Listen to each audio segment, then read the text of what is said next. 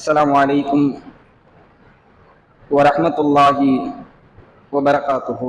அன்பிற்குரிய எல்லாம் வல்ல அல்லாஹ்வின் அடியார்களே, அன்பார்ந்த சகோதரர்களே, நாமெல்லாம் இந்த உலகத்தில் வாழ்ந்து வருகிறோம். இந்த உலகத்தில் எத்தனையோ கொள்கை கோட்பாடுகள் இருந்தாலும் நாம் இஸ்லாம் என்ற இயற்கை மார்க்கத்தை நம்முடைய வாழ்க்கை நெறியாக ஏற்று அதனை பின்பற்றுகின்றோம். இப்படி இஸ்லாத்தை ஏற்றுக்கொண்டு செயல்படக்கூடிய நம்முடைய வாழ்க்கையில் ஏராளமான சோதனைகள் ஏற்படுகிறது. குறிப்பாக ஏகத்துவத்தை ஏற்றுக்கொண்ட மக்களுக்கு ஏனைய மக்களை விட, மற்றவர்களை விட அதிகமான சோதனைகள் வந்து கொண்டிருக்கிறது. இப்படி நமக்கு வரக்கூடிய சோதனைகளை நம்மில் அதிகமான மக்கள் எவ்வாறு எதிர்கொள்வது என்பதை தெரியாத காரணத்தினால் தங்களுக்கு வரக்கூடிய சோதனைகளில் வீழ்ந்து விடுவதை பார்க்கின்றோம். அப்ப நமக்கு வரக்கூடிய சோதனை என்பது எதனால் நமக்கு ஏற்படுகிறது, அதை நாம் எப்படி எதிர்கொள்வது, நமக்கு வரக்கூடிய சோதனைகளை சாதனைகளாக எப்படி மாற்றுவது என்பதை தெரிந்து கொள்ள வேண்டும். அல்லாஹ் ரப்பல் ஆலமீன் திருமறை குர்ஆனிலே 2வது அத்தியாயத்தில் 155வது வசனத்தில் சொல்லி காட்டுகின்றான். وَلَنَبْلُوَنَّكُمْ بِشَيْءٍ مِنَ الْخَوْفِ وَالْجُوعِ وَنَقْصٍ مِنَ الْأَمْوَالِ وَالْأَنْفُسِ وَالثَّمَرَاتِ وَبَشِّرِ الصَّابِرِينَ. உங்களை நாம் சோதிப்போம், பயத்தை கொண்டு, அச்சத்தை கொண்டு, பசியின் மூலமாக பொருட்களை, உயிர்களை, விளைச்சல்களை சேதப்படுத்தி உங்களுக்கு சோதனைகளை நாம் கொடுப்போம். அந்த சோதனையின் போது யாரெல்லாம் பொறுத்துக் கொள்கின்றார்களோ, பொறுமையாக அதை ஏற்றுக்கொள்கின்றார்களோ அவர்களுக்கு நற்செய்தி கூறுங்கள். அல்லாஹ் சொல்லி காட்டுகின்றான். நமக்கு சோதனை வரும், உயிர்களை சேதப்படுத்தி அல்லாஹ் சோதிப்பான். நெருக்கமான உயிர், நமக்கு பிறந்தவர்கள், நம்மோடு பிறந்தவர்கள், நம்மை பெற்றெடுத்தவர்கள், இப்படியான உயிர்களை அல்லாஹ் சேதப்படுத்துவான். நாம் நேசம் கொண்ட மனிதர்களை நம்மை விட்டு பிரிப்பான். சோதனை வரும், பொறுத்துக் கொள்ளணும். நாம வியாபாரத்தின் மூலமாக அதிகமான பொருட்களை சம்பாதித்திருப்போம். அந்த விளைச்சல்களை, அந்த லாபங்களை அல்லாஹ் சேதப்படுத்துவான். நம்மை விட்டு இல்லாமல் அதை அப்புறப்படுத்துவான். பொறுத்துக் கொள்ளணும். பயத்தை கொண்டு சோதிப்பான், அச்சத்தை கொண்டு அல்லாஹ் சோதிப்பான். பொறுத்துக் கொள்ளணும். இப்படி நமக்கு சோதனைகள் எந்த வகையில் வந்தாலும் அவை அனைத்தையும் பொறுமையோடு, நிதானத்தோடு நாம் கையாள வேண்டும். அதைத்தான் அல்லாஹ் இந்த வசனத்தில் சொல்லி காட்டுகின்றான். இன்னைக்கு நமக்கு ஏராளமான சோதனைகள் வருகிறது. கொஞ்ச நெஞ்ச சோதனைகள் கிடையாது. ஒவ்வொருடைய வாழ்க்கையிலும் சோதனை என்ற வரவு வந்து கொண்டே இருக்கிறது. பட்டியல் போக முடியாது. பொருளாதாரத்தில் நஷ்டம், குடும்பத்தில பிரச்சனை, சமூகத்தில பிரச்சனை, உடலில் பிரச்சனை, பிற மனிதர்களிடத்திலும் வரக்கூடிய பிரச்சனை என்று சோதனைகள் நம்மை தாறுமாறாக சந்தித்துக் கொண்டிருக்கிறது. அந்த சோதனைகளிலே நாம் வீழ்ந்து வரக்கூடிய நிலையை பார்க்கிறோம். அப்ப நாம என்ன செய்யணும்னா, இந்த நேரத்தில் முதல்ல பொறுமையை கையாள வேண்டும். நமக்கு ஒரு பிரச்சனை வருது, துன்பம் வருது, கவலை வருது, இதை எதற்காக இறைவன் எனக்கு தருகிறான் யோசிக்கணும். எத்தனையோ மக்கள், பாவிகள், தீமை செய்யக்கூடியவர்கள், அநியாயம் செய்யக்கூடியவர்கள் நல்லா வாழ்றாங்களே, எனக்கு ஏன் சோதனை வருது? கொஞ்சம் யோசிக்கணும்.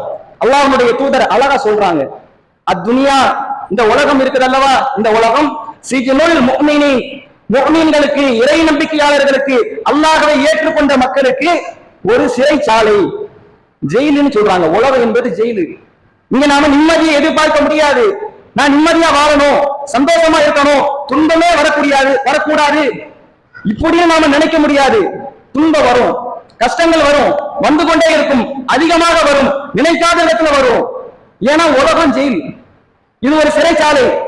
அப்ப உலகத்துல யாரு நிம்மதியா வாழுவா? யாரை நினைத்த போன்று வாழுவா? மறுப்பாளர்கள், ஜன்னத்துல் காஃபிர், மறுக்கக்கூடிய மக்கள், இறைவனை மறுக்கிறாங்க அல்லவா, அவங்களுக்கு தான் இந்த உலகம் சொர்க்கம், நமக்கு சிறைச்சாலை. கஷ்டங்கள் வந்து கொண்டே இருக்கும். அப்ப நாம இந்த விஷயத்தை நம்முடைய உள்ளத்துல ஆழ பதிய வைக்கணும். எனக்கு கஷ்டம் வருதா? கஷ்டம் வரத்தான் செய்யும். நான் முஸ்லீமா இருக்கேன். முஸ்லீமுக்கு கஷ்டம் வரலன்னா அப்ப என்ன முஸ்லீம்னா? முஸ்லீம்னா கஷ்டப்படணும். ஒரு இறை நம்பிக்கையாளர் கஷ்டப்படணும். உலகத்துல கஷ்டம் வரும். கஷ்டம் வரலையா, ஆக நம்ம இறை நம்பிக்கையில குறை வைக்கிறோமோ, இறை நம்பிக்கையில ஏதேனும் குறைகளை நாம் வைத்து விட்டோமோ, ஒரு கஷ்டமே வரமாட்டேது. இப்படி பார்க்கணும். ஏன்னா இதற்கு முன்பாக இறை நம்பிக்கை கொண்ட எல்லா மக்களுக்கும் துன்பங்கள் வந்துச்சு. நம்மை விட பன்மடங்கு வீரியமாக வந்துச்சு. நபிமார்களுக்கு வந்தது, அதிகமான துன்பங்கள் வந்தது. அப்ப துன்பம் என்பது ஒரு மூமினுக்கு இந்த உலகத்தில் கட்டாயம் வரும். அதை நாம் எப்படி எதிர்கொள்கிறோம் என்பதுதான் நமக்கு வைக்கப்பட்ட சோதனை. அல்லாஹ் யாரை துன்பத்துக்கு உள்ளாக்குவான் தெரியுமா? மை யுரீதில்லாஹு பிஹி கைரன், அல்லாஹ் யாருக்கு நன்மையை நாடுகின்றானோ யுஸீபு மின்ஹு, அவரை சோதனைக்கு உள்ளாக்குவான். அல்லாஹ் யாருக்கு நன்மையை நாடுறானோ, நமக்கு ஒரு நன்மை ஏற்படணும், இந்த மனிதன் இவனுக்கு நான் ஒரு நன்மையை ஏற்படுத்தணும், அவனுக்கு ஒரு நன்மையை நான் கொடுக்கணும் என்று அல்லாஹ் நினைத்தால் அவனுக்கு சோதனையை கொடுப்பான். நமக்கு சோதனை வருதா, மற்றவங்களை விட அதிகமா வருதா, நம்முடைய சிந்தனை உடனே என்ன நினைக்கணும்னா, அல்லாஹ் நமக்கு ஏதோ நன்மையை நாடுறான். நம்ம என்ன நினைப்போம்? எனக்கு ஒரு துன்பம் வந்துருச்சு, எனக்கு ஒரு கவலை வந்துருச்சு, அல்லாஹ் என்னை வெறுக்கிறான் போல, அல்லாஹ் என்னை தண்டிக்கிறான் போல, இப்படி நாம நினைக்கிறோம். ஆனா அல்லாஹ்வுடைய தூதர் சொல்றாங்க, ஒரு மனிதனுக்கு அல்லாஹ் நன்மையை நாடும் போது சோதிப்பான். அதிகமான சோதனைகள் வரும். அதிகமான சோதனை நமக்கு வருகிறதா, அல்லாஹ் நமக்கு நன்மையை நாடுகிறான். இந்த நிலையில் நாம் இருக்கும் போது அந்த சோதனை நமக்கு பெருசா தெரியாது. என்ன சோதனை வந்தாலும் அல்லாஹ் நன்மை நாடுறான்ப்பா, இப்படி நாம போயிடுவோம். அல்லாஹ்வுடைய தூதர் சொல்றாங்க, முஃமினான ஒரு அடியாரை கண்டு நான் வியப்படைகிறேன், ஆச்சரியம் அடைகிறேன். மற்றவங்களுக்கு இந்த நிலை கிடையாது, ஆனா முஃமின்களை பார்த்து நான் ஆச்சரியப்படுகிறேன். ஏன் தெரியுமா? இன் அசாபத்துஹு ஷர்ராஹு, அவனுக்கு ஒரு மகிழ்ச்சி, ஒரு நன்மை ஏற்படுகிறதா, ஷக்கர, அவன் நன்றி செலுத்துகிறான். ஒரு மகிழ்ச்சி அவனுக்கு வரும்போது அவன் அல்லாஹ்வுக்கு நன்றி செலுத்துகிறான். ஃபகான கைரன் லஹு, அது அவனுக்கு நன்மையா போகுது. ஒரு நன்மை வருது, அதுக்காண்டி அல்லாஹ்வுக்கு நன்றி செலுத்துறான், அது அவனுக்கு நன்மை. அதே போல வ இன் அசாபத்துஹு லர்ராஹு, ஒரு தீமை அவனுக்கு ஏற்படுகிறது, அந்த நேரத்துல சபர, பொறுத்துக் கொள்றான். நன்மை வரும்போது அல்லாஹ்வுக்கு நன்றி செலுத்துறான், ஒரு தீங்கு வரும்போது பொறுத்துக் கொள்றான். ஃபகான கைரன் லஹு, இதுவும் அவனுக்கு நன்மையா போகுது. இதனால தான் ரசூலுல்லாஹ் சொல்றாங்க, ஒரு மனிதன் இறை நம்பிக்கை கொண்டிருக்கிறான், அவனுக்கு ஒரு நன்மையா நன்றி செலுத்துறான், அதுவும் நன்மை. ஒரு தீமை வருதா, பொறுத்துக் கொள்றான், அதுவும் அவனுக்கு நன்மை. இப்படி ஒரு இறை நம்பிக்கையாளருக்கு எல்லா விஷயத்திலுமே நன்மை, எல்லாமே நன்மையாக நமக்கு வருகிறது. அப்ப இதை கண்டுதான் அல்லாஹ்வுடைய தூதர் ஆச்சரியப்படுறாங்க. இன்னைக்கு நமக்கு ஒரு தீமையா, நாம என்ன செய்யணும்? பொறுத்துக் கொள்ளணும். அல்லாஹ் கொடுத்திருக்கிறான், இதை கொடுத்தது இறைவன், இதை நீக்குவதற்கும் இதை போக்குவதற்கும் அவன் தான் ஆற்றல் உள்ளவன். பொறுத்துக் கொள்றேன், அல்லாஹ் என்னை சோதிச்சு பார்க்கிறான், எனக்கு நன்மையை தர நாடுகிறான், என்னை அல்லாஹ் நேசிக்கின்றான், அதனால இந்த சோதனை, இந்த சோதனையை பொறுமையோடு நான் ஏற்றுக்கொள்கிறேன் என்று யார் பொறுத்துக் கொள்றாங்களோ அவங்களுக்கு அது நன்மையாக போகாது. அப்ப நமக்கு ஒரு சோதனை என்றால் நாம மனம் உடைந்து போயிடக்கூடாது, மனம் தளர்ந்து போயிடக்கூடாது, அதுல பொறுமையாக இருக்கணும். குறிப்பா இன்னைக்கு பொருளாதாரம் இல்லைன்னு வச்சுக்கோங்களேன், ஒரு ஏழ்மை நிலை, ஏழ்மை நிலையில இருக்கிறோம், பொருளாதாரத்துல கீழ்நிலை. இந்த நிலையில இருக்கும்போது நாம என்ன நினைக்கிறோம்னா, என்னுடைய வாழ்க்கை ரொம்ப மோசமா போய் கொண்டிருக்கு, ஏழ்மையில இருக்கிறேன், கஷ்டத்துல வாழ்றேன், துன்பத்துல தவிக்கிறேன் என்று நாம நினைப்போம். உண்மையிலேயே ஏழ்மையில் இருக்கக்கூடியது உலக வாழ்க்கையில கஷ்டமா நமக்கு தெரியும். ஆனால் இந்த ஏழ்மையின் மூலமாக அல்லாஹ் நமக்கு நன்மையை நாடுவான். ஏழைகளுக்கு கிடைக்கக்கூடிய இந்த சிறப்பு எந்த அளவுக்கு பிரம்மாண்டமானதுலாம், மறுமை நாள்ல பணக்காரங்க இருப்பாங்க, அவங்களை விட முன்பாக சொர்க்கத்துக்கு போயிடுவாங்க. எல்லாருமே சொர்க்கவாசி தான், ஆனா பணக்காரவங்களை விட ஏழைகள் முன்பாகவே சொர்க்கத்துக்கு போயிடுவாங்க. இப்போ ஒரு ஏசி கோச் இருக்கு, நம்ம ட்ரெயின் புக் பண்ணிருக்கோம், அதுல ஏசி அந்த கோச்சை நம்ம புக் பண்ணிருக்கோம் அப்படின்னா, ஏழைகளாக இருக்கிறோம் பணக்காரங்களாக இருக்கிறோம், ரெண்டு பேருமே இருந்தாலும் அடிக்கக்கூடிய வெயில்ல முதல்ல அந்த ஏசியில உள்ள அனுப்பப்படுறது யாருன்னா ஏழைகள், அப்படி வச்சுக்கோங்க. அப்ப அந்த நேரத்துல பணக்காரவங்க கொஞ்ச நேரம் வெயில்ல நிக்கணும், நின்றதுக்கு பிறகு ஏழைகள்லாம் போயிட்டாங்களா, அதுக்கப்புறம் தான் நீங்க உள்ள போகணும். இப்படின்னு சொன்னா எப்படி? அது போலதான் மறுமை இல்லை. மறுமை நாள்ல அந்த சுட்டரிக்கக்கூடிய நரக நெருப்பினுடைய அந்த வேதனை, அதே போல மாஷர்ல சூரியன் நமக்கு முன்பாக கொண்டு வந்து நிறுத்தப்படுமே அந்த வேதனை, இப்படியான அந்த வேதனை எல்லாம் இருக்கக்கூடிய நேரத்துல நம்ம சொர்க்கத்துக்கு போகணும். உடனே சொர்க்கத்துக்கு யாரு முதல்ல போவா? ஏழைகள். பணக்காரவங்க பிறகுதான் போவாங்க. அப்ப ஏழ்மை இந்த உலகத்தில் நமக்கு கஷ்டத்தை போல இருக்கலாம், ஆனா மறுமையில நம்ம சொர்க்கத்துக்கு முன்பா கூட்டிட்டு போயிருது. அல்லாஹ்வுடைய தூதர் சொன்னாங்க, உங்கள ஏழைகளுக்கு கிடைக்கக்கூடிய சிறப்பை நீங்கள் அறிந்தால் நாங்களும் ஏழைகளாக மாறணும் ஆசைப்படுவோமா? ஏழைக்கு கிடைக்கக்கூடிய சிறப்பை நாம் அறிந்தால் நாங்களும் ஏழைகளாக மாற வேண்டும் என்ற ஆசை நமக்கு வரும். அந்த அளவுக்கு ஏழைகளுக்கு சிறப்பு. இன்னைக்கு நம்ம பொருளாதாரம் இல்லைன்னு கஷ்டப்படுறோம், காசு இல்லையே, துன்பமா இருக்குது, கவலைப்படுறோம். ஆனா மறுமையில அவங்களுக்கு தான் பல சிறப்புகள் இருக்கு. அப்ப அல்லாஹ்வுடைய தூதர் சொல்றாங்க, ரசூலுல்லாஹ்வுடைய வாழ்க்கை எடுத்து பாருங்க, அவங்க ஜனாதிபதி. ஜனாதிபதினா எப்படி வாழ்றாங்க? இன்னைக்குள்ள காலகட்டத்தை பாருங்க, இன்னைக்குள்ள ஆட்சியாளர்கள் எந்த நிலையில இருக்கிறாங்க. ரசூலுல்லாஹ்வுடைய வாழ்க்கை எப்படின்னா, அவங்க மனைவி ஆயிஷா ரலியல்லாஹு அன்ஹா அவங்க அறிவிக்கிறாங்க, நாங்க ஒரு பிறையை பார்ப்போம், மறுபிறையை பார்ப்போம், மறுபிறையும் பார்ப்போம், ஆனா எங்க வீட்டுல அடுப்பு எரிக்கப்பட்டிருக்காது. அவங்க சொல்றாங்க எங்க வீட்டுல அடுப்பு எரிக்கப்பட்டிருக்காது. அப்ப என்ன சாப்பிடுறீங்க கேட்கப்படுது. எதை நீங்க சாப்பிடுறீங்க? அஸ்வதானி, 2 கருப்புகள். ஒண்ணு அத்தம்ரு வல் மாவு, ஒண்ணு பேர்ச்சம்பழம், இன்னொன்னு தண்ணி. இது 2 தான் நாங்க சாப்பிட்டு கொண்டிருந்தோம். யாரு? ஜனாதிபதி, அல்லாஹ்வுடைய தூதர், உலக மக்களை எல்லாம் நேர்வழியின் பால் கூட்டி செல்லக்கூடியவர். இப்படிப்பட்ட ரசூலுல்லாஹி ஸல்லல்லாஹு அலைஹி வஸல்லம் அவங்க வீட்டுல 3 திரை பார்க்கப்பட்டும் உணவு இருக்காது, அடுப்பு எரிக்கப்பட்டிருக்காது, பேரிச்சம்பழம் தண்ணி, இதை கொண்டுதான் அவங்க வாழ்ந்தாங்க. இன்னைக்கு இதை நமக்கு சாப்பாடு கொடுத்தா ஏற்றுக்கொள்வோமா? பேரிச்சம்பழம் தண்ணியா? நோம்பு திறக்கிறதுக்கு வெறும் பேரிச்சம்பழத்தையும் தண்ணியும் வச்சோம்னா அந்த பள்ளியாச பக்கத்தே தலை காட்ட மாட்டான். நான் அங்க பள்ளிக்கு போறேன், அங்க நல்லா வகை வகையா வைப்பாங்க, விதவிதமா வைப்பாங்க. இன்னும் நம்ம ஆளுக்கு நோம்பு கஞ்சி இல்லைன்னா நோம்பை திறக்காதுங்க, நோம்பு கஞ்சி வேணும். ஆனா ரசூலுல்லாஹ் நோம்புக்கு மாத்திரம் இல்ல, அவங்க வாழ்க்கையிலேயே இதை சாப்பிடக்கூடிய நிலைக்கு தள்ளப்படுறாங்க. ஏழ்மையில் வாட்டி மறைக்கப்படுறாங்க. அல்லாஹ்வுடைய தூதர் அவங்களுடைய மறுமை நிலை எப்படி இருக்கும்? உயர்ந்த சொர்க்கத்துல இருப்பாங்க. அப்ப அவங்க ஏழ்மை ஏற்பட்டுச்சேன்னு கஷ்டப்படல, அல்லாஹ் இதை கொண்டு எனக்கு நன்மை நாடுதான் பொறுத்து கொண்டாங்க. இன்னைக்கு நம்ம ஏழ்மையில என்ன செய்யறோம்? ஏழ்மையா இருக்கு, யாரோ எப்படி எல்லாம் வாழ்றாங்க, பெரிய பெரிய வீடு கட்டி இருக்கிறாங்க, செல்வந்தர்களா இருக்கிறாங்க.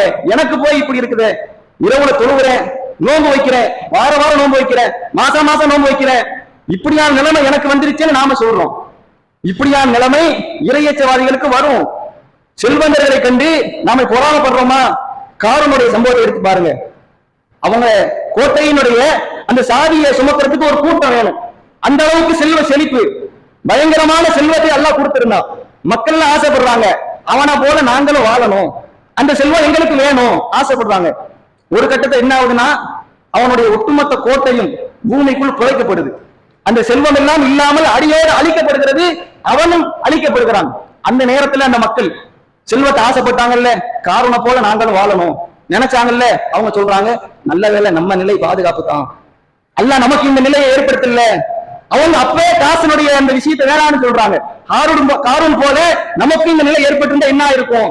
அப்ப நாம செல்வந்தர்களை பார்த்து ஆசைப்படுற மாதிரி இருக்கும், நமக்கு அது மாதிரி வேணுமே, அதுல நமக்கு நன்மை இல்லாம இருக்கும். ஒரு விஷயத்துல நமக்கு நன்மை இல்லையா, அல்லாஹ் அது தரமாட்டான். அல்லது மறுமையில அதை கொண்டு நன்மை தருவதற்காக வேண்டி இந்த உலகத்தில் தரமாட்டான். அப்ப நமக்கு செல்வம் இல்லையே அப்படின்னு கவலைப்பட வேண்டியது இல்லை, அதன் மூலம் ஒரு நன்மை. உலகத்துல கொஞ்சம் கஷ்டம், உலகத்துல கஷ்டம்னா இல்லைன்னு சொல்ல முடியாது, கண்டிப்பா கஷ்டம். நீங்க நினைக்கலாம் இவர் வாட்டில வந்தாரு பேசினாரு, காசுனா ஒண்ணும் கிடையாது, காசு இல்லாம வாழுங்க இப்படின்னு பேசிட்டு போயிடுவாரு, ஏன்னா சம்பாதிக்கல அப்படின்னு நினைக்கலாம், எண்ணத்துல ஓடும். காசுனுடைய அருமை தெரியல, அந்த நிலையை அடைஞ்சோட இவரும் இந்த மாதிரிலாம் பேச மாட்டார்னு நினைக்கலாம். ஆனா அல்லாஹ்வுடைய தூதர் சொல்றாங்க, அவங்க யாரு? அகிலங்களுக்கு எல்லாம் அற்புறையா அனுப்பப்பட்டவங்க. அல்லாஹ் சொல்றான், அல்லாஹ் யாரு? எல்லா மக்களையும் படைத்தவன், அனைத்தையும் அறிந்தவன். அவன் சொல்றான், உலகத்துல உனக்கு பொருளாதாரம் இருக்குதா, மறுமையில நீ சொர்க்கத்துல கடைசி தான்ப்பா, ஏழைகள் தான் ஃபர்ஸ்ட், அதுக்கப்புறம் தான் நீ. இந்த வார்த்தை நான் சொல்ல கிடையாது. பொருளாதாரத்துல வரக்கூடிய இந்த பிரச்சனையை நம்ம சமாளிக்க முடியல அப்படின்னா வரக்கூடிய இந்த நிகழ்வு என்பது நான் சொல்ல கிடையாது, அல்லாஹ் சொல்றான் இப்படித்தான் இருக்கும். அப்ப இந்த நிலையை நாம புரிஞ்சு கொள்ளணும். உலகத்துல பொருளாதாரத்துல இழப்பு, கஷ்டம், நெருக்கடி, அல்லாஹ் உதவி செய்வான். அல்லாஹ்வுடைய தூதர் வாழ்ந்தாங்க, அவங்க தானே முன்மாதிரி வாழ்ந்து காட்டியிருக்கிறாங்க. சொல்ல மட்டும் கிடையாது, பொருளாதாரத்துல வரக்கூடிய பிரச்சனைகளை பொறுத்து கொள்ளுங்க சொல்லிட்டு போகல, வாழ்ந்து காட்டியிருக்கிறாங்க. அப்ப நாம என்ன செய்யணும்னா அவங்கள போல வாழணும். அதே போல நோய், நமக்கு ஏற்படக்கூடிய நோய் என்பது இன்னைக்கு தாறுமாறா இருக்கு. ஏன் என்னென்ன நோயினே தெரியல, புது பேரை வைக்கிறாங்க. கொரோனா சமீபத்தில் வந்த நோய், மிகப்பெரிய நோய், காபத்துல்லாவை எல்லாம் இழுத்து மூடக்கூடிய நிலை, ஹஜ்ஜி செய்ய முடியாத நிலை, அந்த நிலவுக்கு பாதிப்பு ஏற்பட்டுச்சு. எத்தனையோ மக்கள் மரணத்தை தருவனாங்க. அந்த நோய் நமக்கு ஏற்படுது.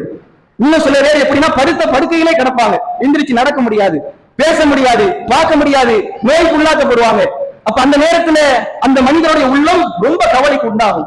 இதை மறுக்கவே முடியாது. ஒரு நோய் வந்துருச்சுன்னா எவ்வளவு பலமான மனிதனாக இருந்தாலும் அந்த நேரத்துல மனம் உடைந்து விடுவான், ரொம்ப ஒரு கவலைக்கு உள்ளாகுவான். இது யதார்த்தம். ஆனா அல்லாஹ்வுடைய தூதர் என்ன சொல்றாங்கன்னா, ஒரு நோய் நமக்கு ஏற்படுது, அது எதா இருந்தாலும் சரி, ஒரு சாதாரண குத்தக்கூடிய முள்ளாக இருந்தாலும் சரி, முள்ளு கவலை, முள்ளு குத்தக்கூடிய வரக்கூடிய அந்த நோய், கவலை, மனவேதனை, துன்பம் எதுவாயினும் சரி, அதற்காக வேண்டி அல்லாஹ் நம்முடைய பாவத்தை மன்னிக்காம இல்ல. நமக்கு வரக்கூடிய எந்த துன்பமா இருந்தாலும் பாவம் மன்னிக்கப்படுதான். எந்த அளவுக்கு ரசூலுல்லாஹ் சொல்றாங்கன்னா, நீங்க காய்ச்சலை ஏசாதீங்க, திட்டாதீங்க. காய்ச்சல் வந்துருச்சா, என்னடா இது இளவுல எனக்கு காய்ச்சல் வந்துருச்சு, திட்டக்கூடாது. காய்ச்சலை திட்டாதீங்க, ஏன்னா அது மரத்தினுடைய அந்த காய்ந்த இலைகளை உதிர்ப்பதை போன்று நம்முடைய பாவங்களை உதிர்த்திடுது. நமக்கு ஒரு துன்பமா பாவம் மன்னிக்கப்படுது, அல்லாஹ் நமக்கு அதை நன்மை ஆக்கி இருக்கிறான். ஒரு துன்பம் வந்துருச்சுன்னா அது நம்முடைய பாவத்தை போக்குது. மன கஷ்டமா இருக்கு, தலைவலி ஏற்படுது, கைவலி, கால்வலி, காய்ச்சல், எந்த நோயா இருந்தாலும் சரி, அல்லாஹ் நம்முடைய பாவத்தை போக்குறான். இன்னைக்கு நம்முடைய பாவம் என்பது அளவுக்கு அதிகமா இருக்கு. யாரையும் குறிப்பிட்டு இவர் பாவியா அல்லன்னு சொல்ல முடியல. எல்லாரும் பாவம் செய்யறோம். பாவத்துல வேறுபாடு இருக்கும், பெருசு சின்னதுன்னு வேறுபாடு இருக்கும். ஆனா எல்லா மனிதர்களும் பாவம் செய்யக்கூடியவங்க தான். எல்லா பாவங்களையும் இன்னைக்கு எல்லா மக்களும் செய்யறாங்க. அப்ப இவ்வளவு பாவங்களை நம்ம செய்து கொண்டிருக்கிறோம். ஆனா பாவ மன்னிப்பு மட்டும் தேட மாட்டேங்கிறோம். அப்ப அல்லாஹ் என்ன செய்யறான்? அதுக்கு ஒரு ஏற்பாடு. நீ பாவ மன்னிப்பு தேடல, அதனால நான் உனக்கு நோயை கொடுக்குறேன், அதை நீ பொறுத்துக்கொள். ஒரு நோய் வருது, காய்ச்சல், தலைவலி அல்லது கால், அதன் மூலம் வரக்கூடிய சோதனை. பைக்கில் இன்னைக்கு பாருங்க, சும்மா ஒரு ஆள் போய் கொண்டிருப்பான், ஒருத்தவன் கார் மேல வண்டி ஓட்டி அவர் மேல ஒரு அப்பாவி மேல இடிச்சிருவான். அப்பாவியா போய் கொண்டிருந்தவருக்கு பாதிப்பு ஏற்பட்டு கால் இல்லாம போயிருது, உடல் பாதிப்புக்கு ஏற்படுது. அவர் என்ன பாவம் பண்ணாரு? ஒரு பாவம் பண்ணல. அவர் பாட்டுல அல்லான்னு போய் கொண்டிருக்கும் போது இந்த பாதிப்பு. அப்ப அந்த பாதிப்பு அல்லாஹ் ஏற்படுத்துறது அவருடைய பாவத்தை மன்னிக்க. ஆனா நாம என்ன நினைச்சிட கூடாது?